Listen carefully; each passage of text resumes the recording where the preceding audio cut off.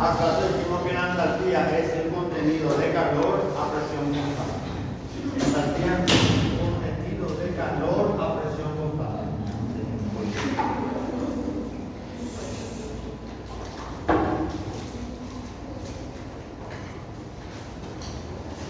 Tenemos una deducción matemática para que mirar ahora, pero como les dije, el propósito de la deducción matemática es entender más en qué ecuación, ¿verdad? Bueno, recién dijimos que delta U es igual a Q más W, así como tenemos en la pizarra, y que delta U puede ser Q menos presión por variación de volumen. Si es que trabajamos a presión constante, ¿verdad?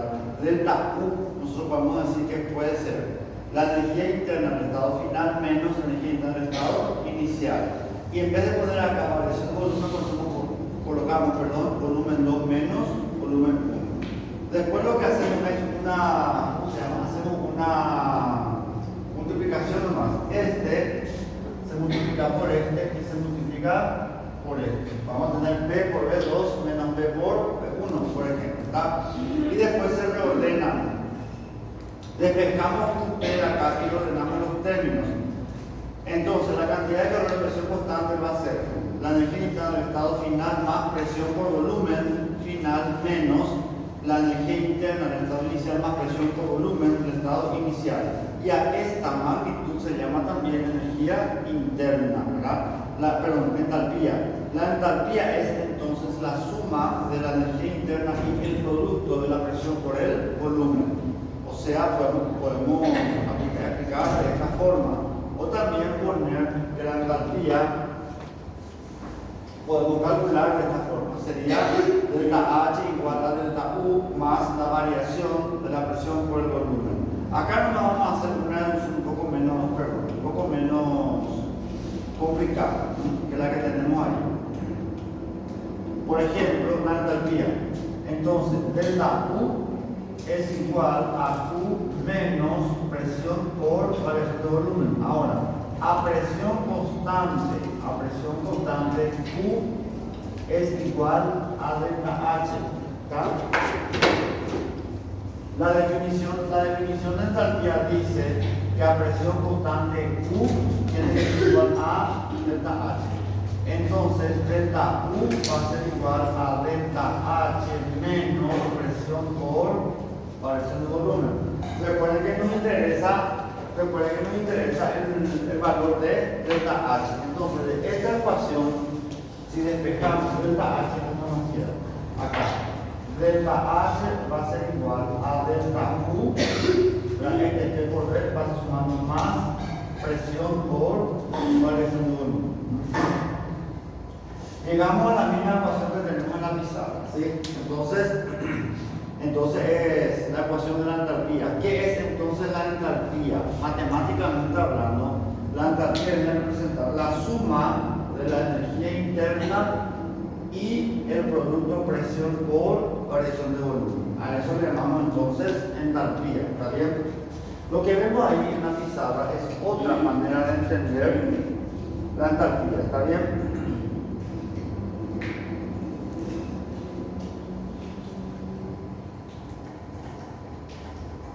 Entonces,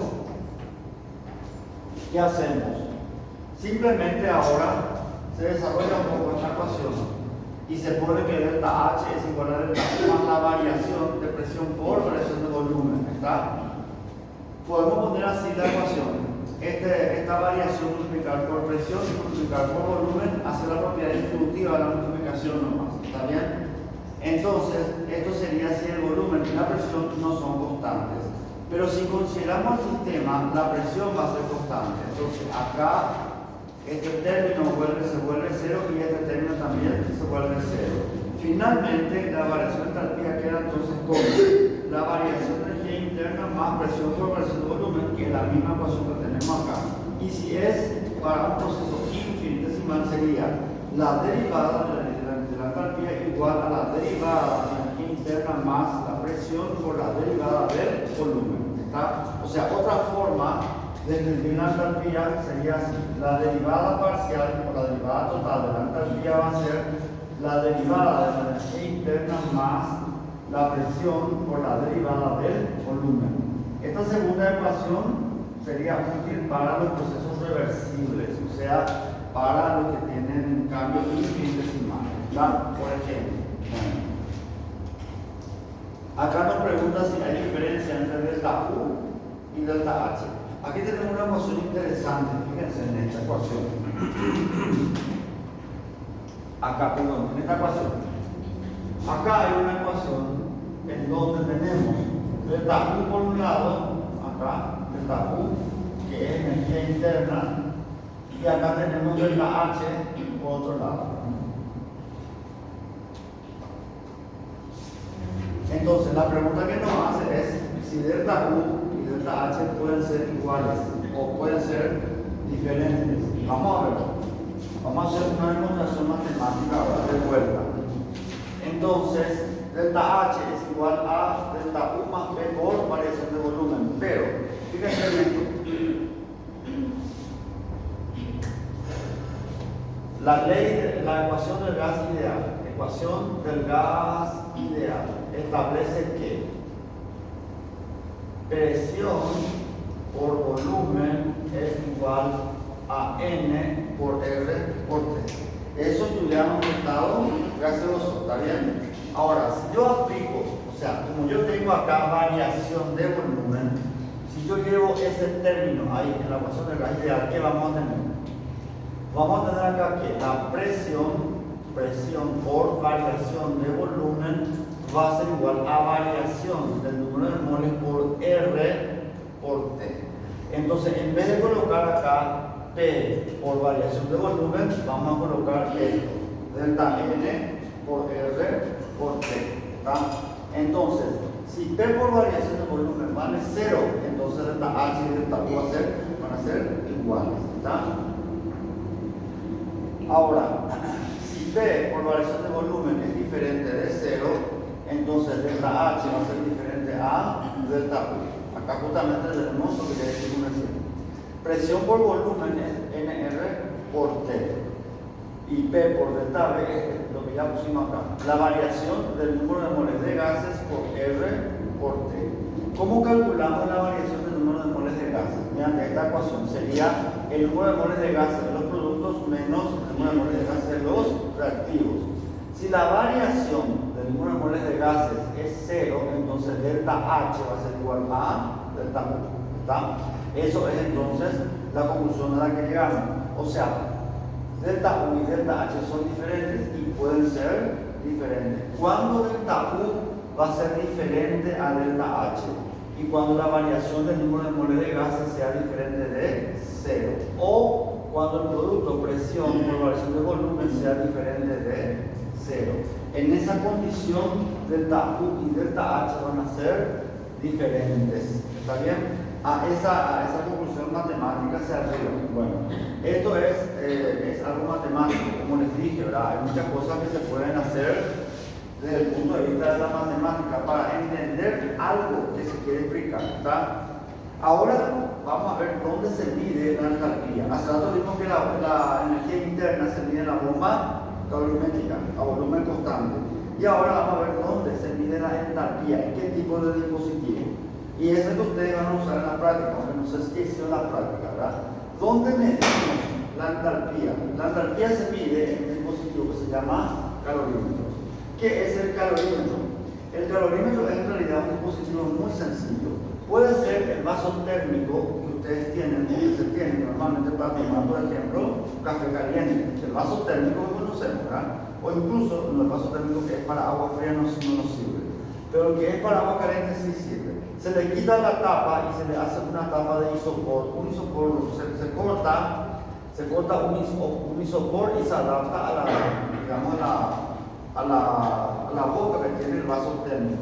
Al isopor se le hace un agujerito para introducir el termómetro y después, si no hay agitador, nosotros nos agitamos manualmente el calorímetro. Y acá adentro ya ocurre la reacción que se desea estudiar. ¿Está? Eso es un calorímetro.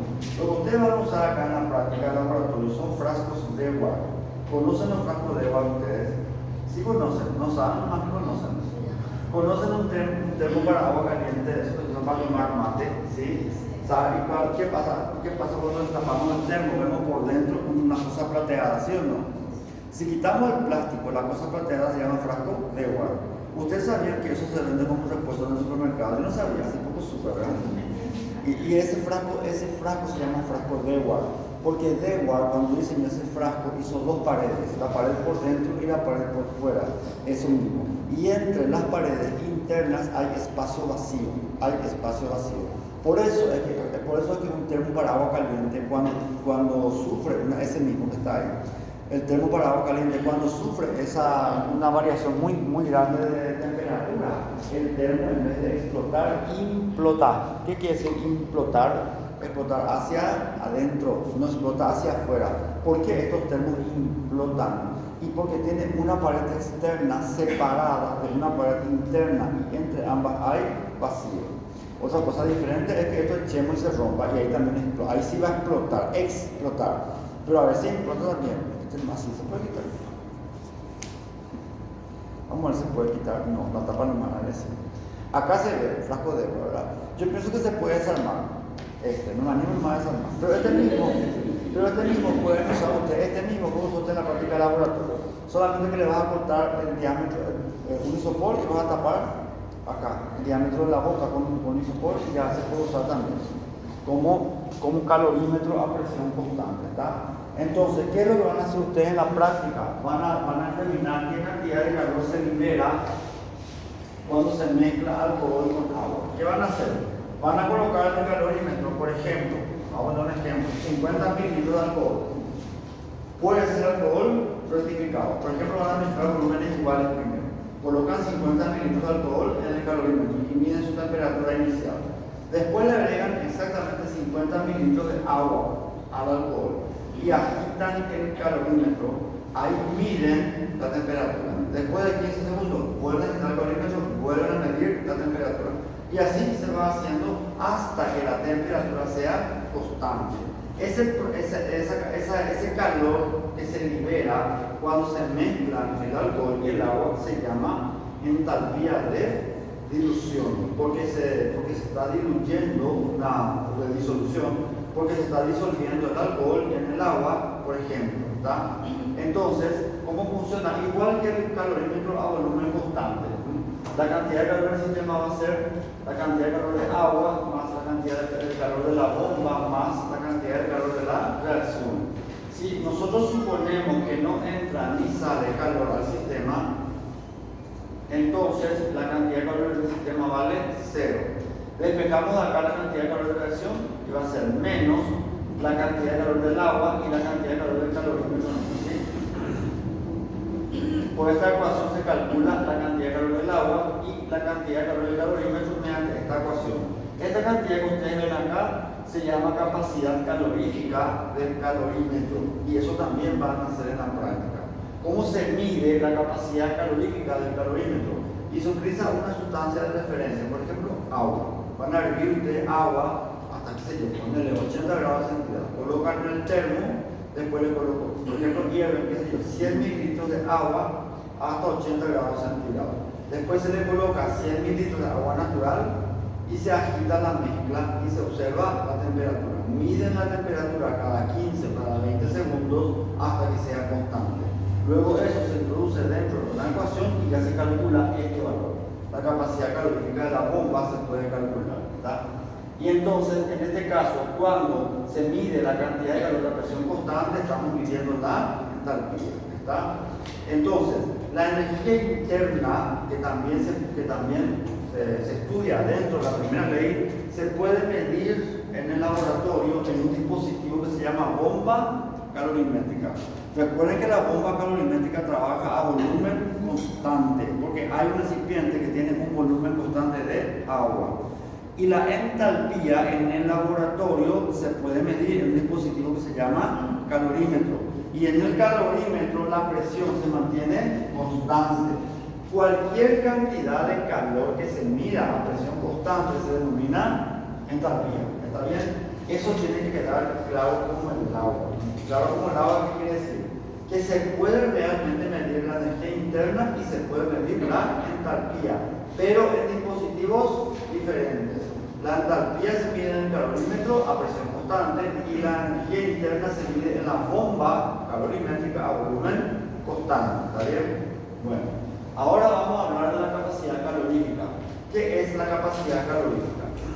En realidad, antes de hablar de la capacidad calorífica, si nosotros vamos a volver al ejemplo hace rato de calentar agua, si colocamos un poco de agua líquida en un recipiente de aluminio, en una hervidora de aluminio, y eso llevamos, por ejemplo, a la hornalla de la cocina, ¿qué estamos haciendo con el agua? ¿Qué le estamos haciendo al agua?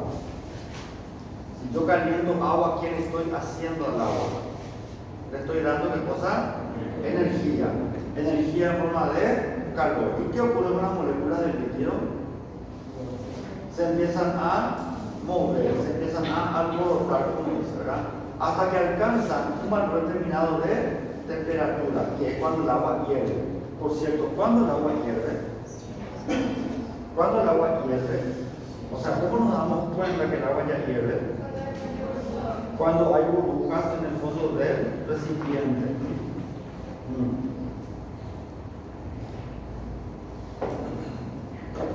¿Y por qué decimos que hierve cuando sale el vapor, el humito este? En realidad el agua ya hirvió hace rato. El agua hierve cuando empiezan a aparecer burbujas en el fondo del recipiente. En ese momento ya se alcanzó la temperatura de 100 grados centígrados. Pero parece que si nos vemos las burbujas que salen, el agua no hierve luego, ¿verdad? ¿Qué es lo que hacemos si es que continuamos el calentamiento entonces? Yo tengo agua acá. Tengo agua en el cocido. Así están en el fondo las moléculas de agua, están en la mitad y así están, por ejemplo, en el límite. Si yo caliento, si yo veo que se forman burbujas, ¿qué ocurre? Estas se empiezan a mover hacia arriba, estas se empiezan a mover hacia arriba y estas se empiezan a mover hacia afuera. Esto también se mueven hacia arriba. Y ahí ya noté que el agua hirvió. Pero si yo continúo calentando, ¿qué es lo que hago entonces? ¿Qué pasa si yo continúo calentando? Lo único que hago es darle más energía cinética a esta burbuja para que se vaya hacia arriba. Si acá llega acá esa burbuja. Si continúo el calentamiento, ¿qué pasa? La burbuja alcanza el extremo superior y ahí explota. Ahí es cuando yo veo el humo. Cuando la burbuja de gas explota, veo el humo. Vapor. Si yo le continúo agregando agua, ¿qué ocurre? Perdón, si yo le continúo agregando calor, ¿qué ocurre? Simplemente estoy calentando el vapor. ¿Se entiende? Hay un concepto equivocado porque a veces pensamos que el agua hierve solo cuando le sale el vapor. En realidad el agua hierve hace rato. Lo que ocurre con el calentamiento es que más moléculas salen afuera y simplemente se calienta el vapor. Salvo que se quiera usar el vapor de agua, calentar mucho el agua para que, digamos, más allá de su punto de ebullición no tiene ningún sentido. Lo único que se hace es gastar el gas de la cocina, con lo caro que es, ¿verdad? En realidad. También se dice que, por ejemplo, las personas que toman mate, ¿verdad? Tienen que tomar el agua tienen que recoger el agua cuando se nota la burbuja en el fondo del recipiente. Cuando se nota esa burbuja, ahí ya hay que sacar el agua y colocarla en el termo. Porque después, si se calienta más, repito, solamente estamos dando más energía para que más agua pase a la fase de vapor. Eso no. Y en consecuencia estamos calentando el vapor. Se recomienda no tomar el mate tan caliente, ¿verdad? Porque hay relación con el cáncer de garganta, por ejemplo, acá en nuestro país. Bueno, ahora, justamente, ¿qué es lo que es entonces la capacidad calorífica? Es eso, es la cantidad de energía que le tenemos que dar a una determinada cantidad de sustancia. ¿Para qué? Para que su temperatura se eleve en 1 grado centígrado, como dice ahí, o en 1 Kelvin. ¿Está? La cantidad de energía que hay que administrarle a una sustancia para que la temperatura de esa sustancia cambie en 1 grado centígrado o 1 Kelvin se llama capacidad calorífica. Se puede definir, por ejemplo, como la variación de energía interna dividido la temperatura. Ahora, la capacidad calorífica depende de cómo se efectúa el calentamiento. No es lo mismo calentar con el microondas que con la hornalla de la cocina y con el fuego del brasero. Y también depende si se hace a presión constante o a volumen constante. Para los gases, por ejemplo, si el gas es monoatómico, la capacidad calorífica tiene este valor numérico. Si el gas es poliatómico, la capacidad calorífica a volumen constante tiene, por ejemplo, este valor numérico. Ustedes pueden encontrar esto después en el libro, no hace falta copiar ahora. Pero lo único que estos valores nos están mostrando es que la capacidad calorífica depende. Si se hace a volumen constante es una cosa, si se hace a presión constante tiene otro valor numérico, ¿está bien? Bueno, entonces ahora vamos a ver, ya dijimos que qué ocurre cuando se le añade calor a una sustancia. Su temperatura aumenta y más moléculas se escapan de la fase de vapor. ¿De qué depende ese aumento de la temperatura? De cuánto calor agregamos, de la cantidad de sustancia presente, porque no es lo mismo hervir 1 litro de agua a hervir 100 mililitros de agua. Se toma más tiempo y toma más energía también. Depende del estado físico de la sustancia. No es lo mismo calentar agua que calentar hielo que calentar vapor de agua. Se usan cantidades diferentes de energía para calentar cada estado físico. No es lo mismo calentar agua que calentar el seno o calentar la sal de mesa común, por ejemplo. Diferente cantidad de energía. Y también depende de cómo se agrega esa energía. O sea, depende de si se hace a presión constante o a volumen constante. ¿Está bien? En pocas palabras, la capacidad calorífica tampoco es una función de estado. ¿Por qué? Porque fíjense de que todas las cosas dependen, ¿sí? Entonces, si nosotros despejamos de esta ecuación, teníamos por acá que la capacidad calorífica es delta U sobre delta T, pero también podemos poner que es Q sobre T. Si yo despejo la cantidad de calor va a ser, si yo despejo la capacidad calorífica va a ser la cantidad de calor sobre la variación de la temperatura.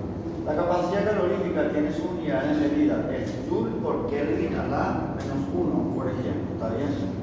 Más importante que la capacidad calorífica es la capacidad calorífica molar. Esta capacidad calorífica que acá se representa con una raya arriba se denomina capacidad calorífica molar y vendría a ser simplemente la capacidad calorífica dividida en el número de moles. ¿Está? Esta magnitud es extensiva porque depende de la cantidad de materia, pero la capacidad calorífica molar es una magnitud intensiva. No depende de la cantidad. Si yo digo molar, es porque ya se definió para un mol de una sustancia, específicamente, ¿está? Entonces ya no depende de la cantidad de sustancia que se considera, ¿sí? La capacidad calorífica, dice, se puede calcular, pero va a depender de cómo se efectúa el proceso. Si es a volumen constante, yo tengo un valor que se llama capacidad calorífica a volumen constante, que puede ser delta U sobre delta T, que yo también puedo escribir en forma de derivadas parciales. La capacidad calorífica a volumen constante va a ser la derivada parcial de la energía interna con respecto a la derivada parcial de la temperatura a volumen constante. ¿Qué significa esta presión? Dice, ¿qué significa la derivada parcial? Por eso le dije hace rato que el físico-química está lleno de cálculo, matemática 3. ¿Qué información nos da la derivada parcial? A ver.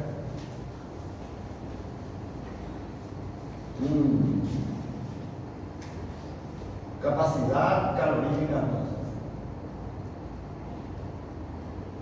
¿Qué información da la derivada parcial? Al menos pudieran nuclear, ¿verdad? Si no te fueran de matemática 3. Es la cantidad de energía, o de energía, que se agrega a una cantidad de sustancia, que se agrega a una cantidad de sustancia para elevar su temperatura a 1 grado centígrado.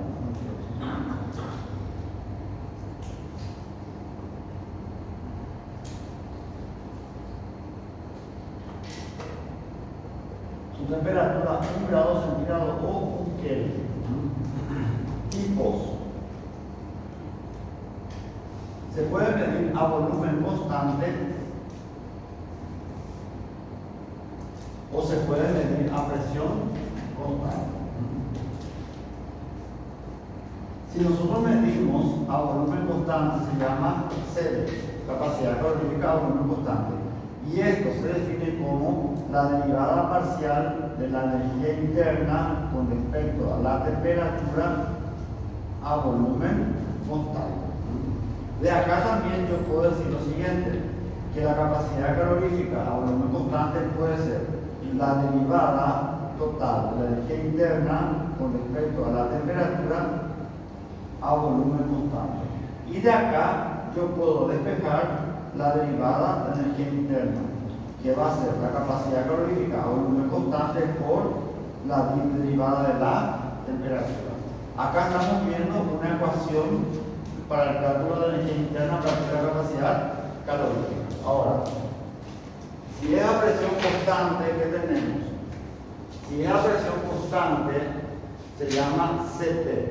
Y en este caso, Cp es la derivada parcial de la entalpía con respecto a la temperatura a presión constante. También Cp podemos escribir como la derivada total de la entalpía con respecto a la temperatura a presión constante. Y de acá también puedo despejar la entalpía. Si yo despejo la diferencial de la entalpía, va a ser Cp por la diferencial de la temperatura. Por el momento me quiero quedar con esta ecuación, ¿sí? Bueno, pero todavía no me dijeron qué significa esto de la derivada parcial. La derivada parcial, cuando algo escribimos como derivada parcial en termodinámica, significa cómo cambia esta magnitud cuando esta magnitud cambia o esta magnitud cambia. O sea, la velocidad de cambio de esta magnitud en función de las otras es lo que nos informa la derivada parcial. Dicho de otra manera, ¿cómo es acá la temperatura con respecto a la capacidad calórica? Directa o inversamente proporcional. Inversamente proporcional. Si la temperatura aumenta, ¿qué va a pasar con la capacidad calórica? Va a disminuir. Si la temperatura disminuye, ¿qué va a pasar con la capacidad calórica? Va a aumentar. ¿Se entiende? Pero como eso está escrito en derivadas, ¿qué significa eso? Que un cambio muy pequeño en la temperatura va a causar un cambio muy grande en la capacidad calórica. ¿Se entiende? Un cambio muy pequeño es un cambio de menos de 1 grado centígrado. 1 grado centígrado ya es un cambio grande cuando hablamos de la capacidad calórica. ¿Está? Bueno, esto es a presión constante y es lo mismo que tenemos acá escrito. ¿Está? A presión constante tenemos la derivada parcial de la entalpía con respecto a la temperatura. Aquí también, cualquier cambio muy pequeño en la temperatura va a provocar un cambio muy grande en la capacidad calórica. ¿Está bien? Bueno, entonces, esto es el significado de la capacidad calórica. Ahora, fíjense una cosa interesante. Si yo tengo acá, por ejemplo, la derivada de la energía, perdón, la derivada de la entalpía, yo puedo, si la capacidad calorífica es constante, yo puedo resolver la derivada aplicando la integral. ¿Está? ¿Cómo vamos a hacer eso? A ver.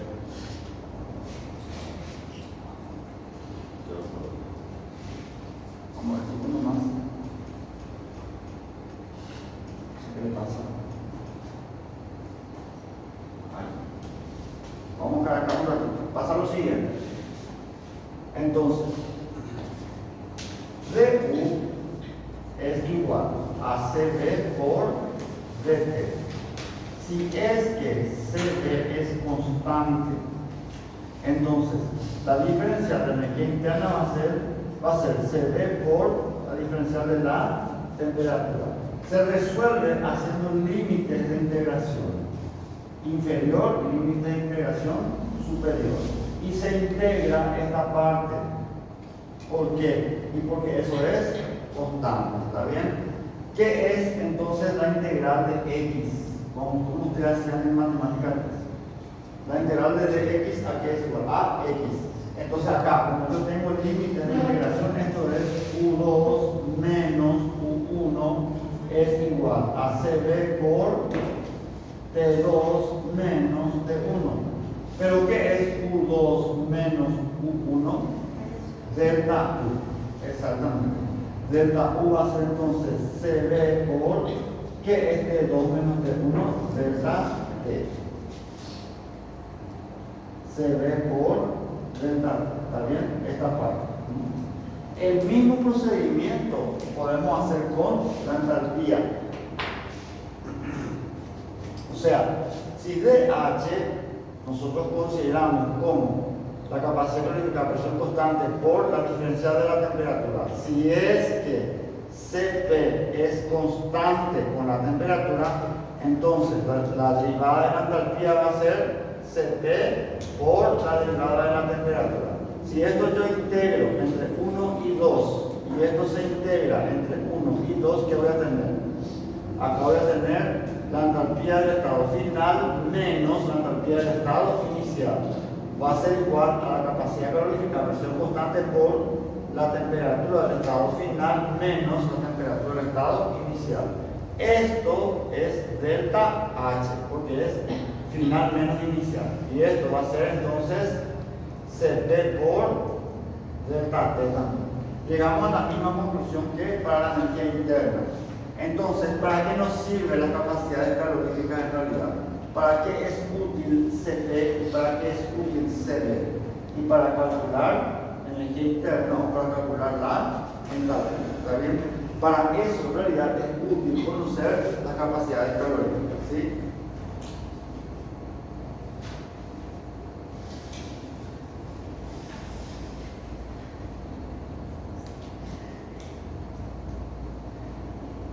Bueno, entonces esa deducción que tenemos ahí en la pizarra es la que tenemos en la diapositiva, ¿verdad?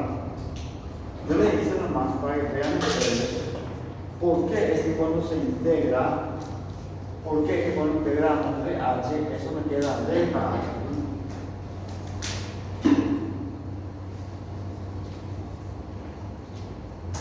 Me queda delta H porque es ¿cómo se llama? Es el límite superior menos el límite inferior. Así se hace la integral, ¿está bien? Bueno, entonces ahí tenemos unas ecuaciones más para qué, para calcular la entalpía y la energía interna, ¿está bien?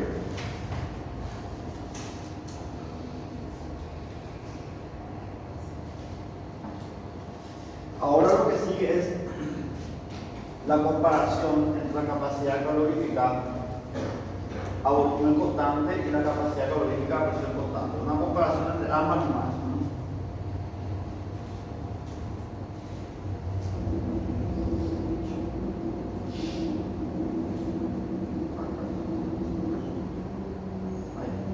Bueno.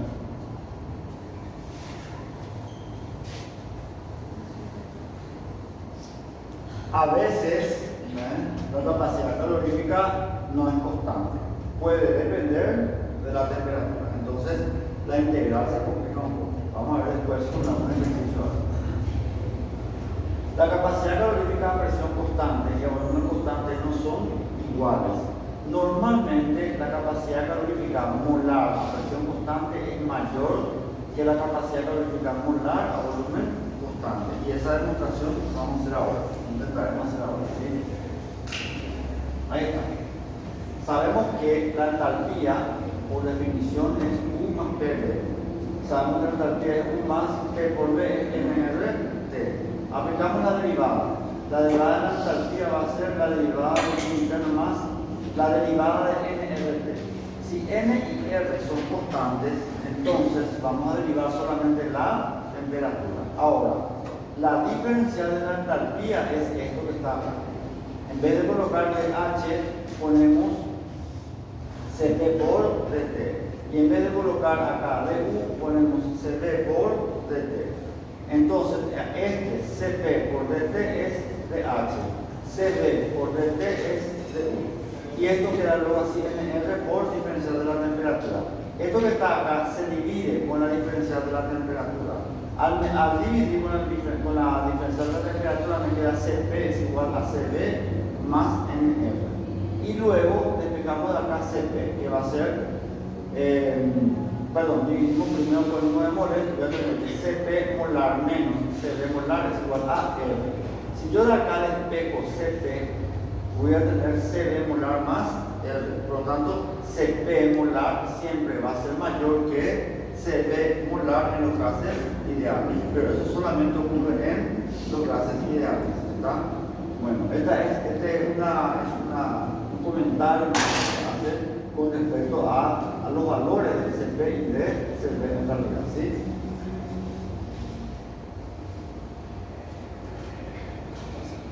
Bueno, y con eso estamos terminando entonces esta parte de la primera ley de la termodinámica. ¿Cuáles son las ideas esenciales que hay que mantener acá? Primero hay que recordar que la energía en el universo se mantiene constante y que para el sistema la energía interna es igual a la suma de calor y trabajo. Eso hay que recordar, ¿sí? Después hay que recordar que si es que medimos la cantidad de calor en el calorímetro, tenemos una magnitud que se llama entalpía, ¿sí? Y si medimos la cantidad de calor en el recipiente de volumen constante, tenemos la energía interna. La energía interna se mide en la bomba calorimétrica y la entalpía se mide en el calorímetro. Eso nunca hay que olvidar. Ustedes van a hacer luego en la práctica de laboratorio la medición de un calorímetro, ¿está bien? Y después hay que acordarse un poco de la capacidad calorífica, ese esquemita que está ahí, que puede ser a volumen constante o que puede ser a presión constante. Y también, ¿para qué sirve la capacidad calorífica? La capacidad calorífica sirve para calcular la energía interna o para calcular la entalpía, ¿está bien? Ese es el resumen, digamos, de esta primera parte de la clase.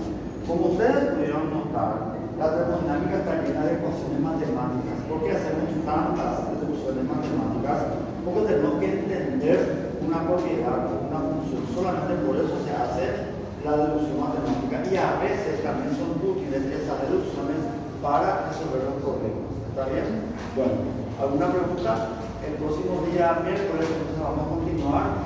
Que después tenemos que ver los cálculos con la primera ley y la segunda ley. ¿Está bien? Entonces,